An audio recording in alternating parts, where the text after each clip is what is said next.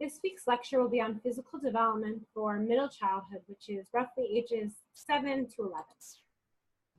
In this lecture, we're going to be talking about middle childhood health, growth, and safety, the importance of physical play and sports. This is often the age when children start to engage in more sports or after-school activities. And then I'll talk more about motor development for school-age children, like I've been doing for all of our age groups. So the interesting thing about middle childhood is we often call it the forgotten years. In the forgotten years, it's kind of, they're not infants, they're not toddlers, they're not preschoolers, and they're not adolescents. So we spend a lot of time and research on the first 5 years, because we know that's a lot of brain development is happening. And then adolescents, because they're engaging in risky behaviors, sexual behaviors, drug-using behaviors, they're just starting to be out in their world more often. They can make some very serious mistakes that can impact the rest of their life. But for our middle childhood, ages 6, 7, all the way to 11 or 12 years old, they're still learning, they're still developing, but we haven't spent as much time in education. This also can be an easier time. They're maybe not as cranky as our toddlers, they're not as defiant as our adolescents, but it is still a really important time. Physically as well, it's often forgotten because a lot of the growth and rapid physical development has slowed at this stage. So our infants, toddlers, and preschoolers are growing at tremendous rates. Going from an infant all the way to a 2-year-old is just amazing and staggering how tall they get, how big they get. They're able to run and jump and do all these types of things. So their physical development and their growth have both slowed, but it's still very much influenced by adults. So even though researchers and education might not put as much emphasis on this age, it's still important that our teachers and our adults are still modeling really good health behaviors. Because as this age gets more influenced by their peers and what their friends are doing, we want to make sure that the adults in their lives are modeling really great behaviors so that they can continue to be strong and healthy and safe as they grow. So with our physical growth, it's funny, they're only growing 2 to 3 inches a year at this age. Sometimes it'll seem like it's overnight, like they wake up one morning and your 7-year-old is 3 inches too high and then if their pants fit them anymore, or how I had a couple weeks ago, Mommy, my feet hurt, and at 8 o'clock on a Tuesday I had to go to Target and buy new shoes before they went to school. It seems like it happens a lot, but it's actually very slow over the course of a year. They typically are only gaining 5 to 7 pounds as well, so not a lot of growth as well. Boys and girls in this picture are about the same height. They're both quite slim, lanky, wiry as they're growing up, and so their appearance is pretty much the same until they go through puberty. And they are more leaner, they're more athletic. This is the age where they can just go into the splits, or they can do a back handspring or stuff like that where, I could never do it. As far as our health in this age, they definitely need adult models and peer role models because we want them to look at us and we want them to look at good peer role models for the health behaviors that they're engaging in. So this is a lot of times when parents will tell me that they are interested in stopping smoking. They're noticing that their 5- and 6-year-old is a lot more interested in what they're doing. They're picking up, a pencil like a 6-year-old, and they're modeling what their parent is doing. So the parents are coming to me and they're saying, I don't want to smoke anymore. I don't want my child to have this habit that I've developed. It's really hard to quit. I know that I need to do it because my child is now paying attention and they're modeling what I'm doing. It's also great at this age to have some good peer models. So maybe a little bit older, around their same age, cousins or people that they go to school with that are engaging in really great health behaviors, because at this age, they're examining the way that they're raised. So a 7-year-old, an 8-year-old, a 10-year-old, an 11-year-old is looking at the way that they're raised, and they're making decisions about what they like about their family and what they're not going to do that their family does. So we need to make sure that the peer models that are around our children, that surround our children, are also healthy as well. As far as parents, you still control your child's sleep. You still control the majority of their diet, maybe not at lunchtime anymore, maybe not at snack time, but you still breakfast and dinner, you still have control over that. And then as well, getting out of school, making sure that they're signed up for sports, or they go to open gym, or you take them to the playground or the beach, so they still have at least an hour of physical play, outdoor play, running play, indoor gym play, just something like that that's physical, that's outside. It's almost like their gym time. If you ever go to the doctor we say, oh, 30 to an hour a day of walking or running or sports or something like that. The same is it's the same for children at this age, but at this age, they like that type of stuff. So putting them in sports isn't going to seem like the slog it is for us to go to the gym. We're just making sure that they go to the park or they play soccer. We also want to make sure that they engage in family physical time. So I see this with my own nieces and nephews. They decided on Sundays they do some kind of like a hike, or they go to a roller skate rink, or one time they found a group on and they went kayaking. But they're trying to make Sundays their family day. And they also realized that they were playing a lot of video games and things like that. And so they wanted to do family physical time and things like that. So they've had a lot of fun adventures around the county, engaging in all types of fun things that sometimes we join them as well. I'm also seeing from my nephews and nieces who are middle childhood and start of adolescence as well, is they're looking to what their peers are doing as well. So they see what their peers are doing. They didn't really want to do sports, and then when they hit middle school, they saw that some of their friends were playing soccer, so they wanted to try soccer. We bought one of my nephews a skateboard. He didn't really take to it, but he attempted because one of his friends was skateboarding. So there's positives. They were encouraged to try new sports and learn new physical development things. And then there can be the not so positive. So if they were surrounded by people who were smoking early, or were engaging in risky behaviors like climbing over walls to get to other people's pools, things like that, they can be influenced both positively and negatively by what their peers around them are doing. So the interesting thing as far as safety for this age is that accidental injuries are actually the leading cause of death for this age. 22 million children a year are hurt in accidents. The most deadly reason is car accidents or being struck by a moving vehicle as a pedestrian. May typically happen near or away from home, and so adequate supervision is really, really important. So we're making sure that children, if they need to, are still restrained in some kind of car seat or booster seat until they're about age 8. And then also that even if they are outside of boosters, that they have their safety buckles on at all times, and that they've been taught as pedestrians or as bike riders what the rules of the road are, stopping at stop signs, obeying the street rules, and also just having that situational awareness of where cars are. Do I have my lights on? When is this car turning? Things like that. I'm seeing that with my own nieces and nephews as well, is they are now allowed to bike to and from school. And so the first couple of weeks, my brother-in-law biked with them to teach them, this is where you stop. This is the busy intersection. I want you off your bike, pushing your bike only when the flashing walking sign is on, that type of stuff. Until he knew that they were practicing the safe skills in order to get to their 9th grade class in time. A lot of the injuries, though, are playground and sports related as well. So wearing protective headgear, wearing your helmet or your elbow pads, knee pads, anything like that when riding a bike or engaging in sports as well. Other causes of death in middle childhood: cancer, congenital defects, homicide is the third likely, which is really unfortunate, as that's 100% preventable, that somebody can be stopped from killing you. And then infections as well, like blood infections or things like that. This is also an age that is impacted by chronic health conditions. So this could be like something brief, like an infection or a cold or mono, or something you're going to get over with after you go to the doctor, you have antibiotics. Or it can be chronic, it can be long lasting, it can be over your lifespan, it can be recurrent, and it can be mental, emotional, or physical. So for example, I have a chronic condition, I have asthma, I've had it since I was very, very young. It's a physical ailment that I have to deal with, and 13% of children have, in this age group, have been diagnosed with asthma, diabetes, as well as a physical, long-lasting and chronic condition. Those hypertension as well. So these are the big 3 things that most children in middle childhood kind of have to deal with.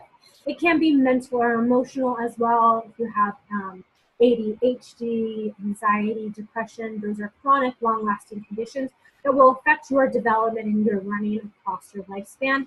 And children at this age are going to be more aware that they have these chronic conditions, and they can also be involved in the care of it. So I knew at 10, 11 years old what my asthma was, when my chest started to feel tight, what I needed to do. I needed to get my inhaler, I needed to stop playing or running. Same with diabetes. Children at this age are a little bit more aware. They know how to inject themselves. They know what low sugar feels like. So they're more aware of it. They could be more involved in their care, but they're still going to need the support from their medical professionals in their life and their family. Mental health I want to touch on. I think it's really great as a community, as a society, we're more aware of mental health issues and the effect that it can have with people over the lifespan. But we also know that mental health issues can affect young children. Even toddlers and preschoolers can be affected by mental health issues.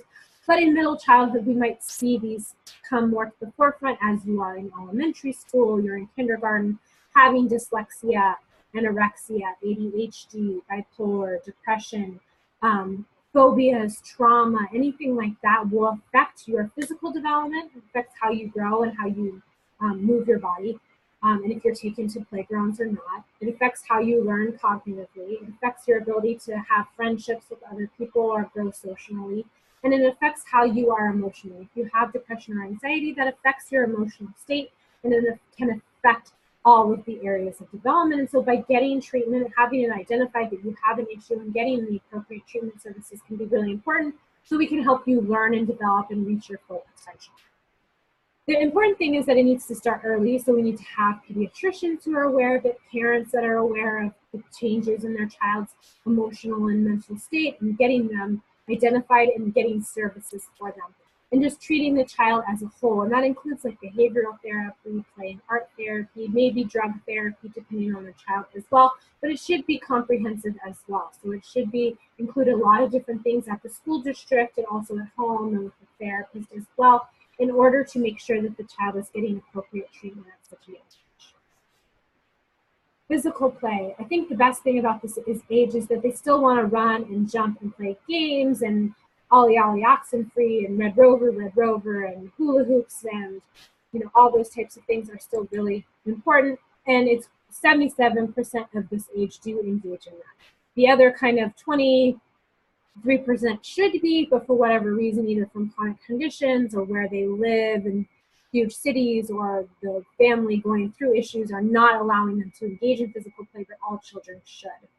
I like the idea of physical play because this is what I consider unorganized by adults. So it's led by children. Children come up with these ideas. They're at the playground. Hey, let's play this, or let's go do that, or Red Rover, things like that.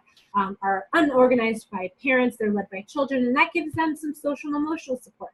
They are learning to be a leader. They're learning to be a follower. They're learning nonverbal communication, verbal communication. You do this, you do that. I'm going to do this, that type of thing. The great thing is it happens at school, it happens in playgrounds, it happens at recess, it happens in your neighborhood if neighborhood children are allowed to get together, backyards with play dates, things like that. But the children are given some amount of flexibility and freedom in order to engage in this kind of play. A lot of times it will be rough and tumble, chasing, yelling, wrestling, tumbling.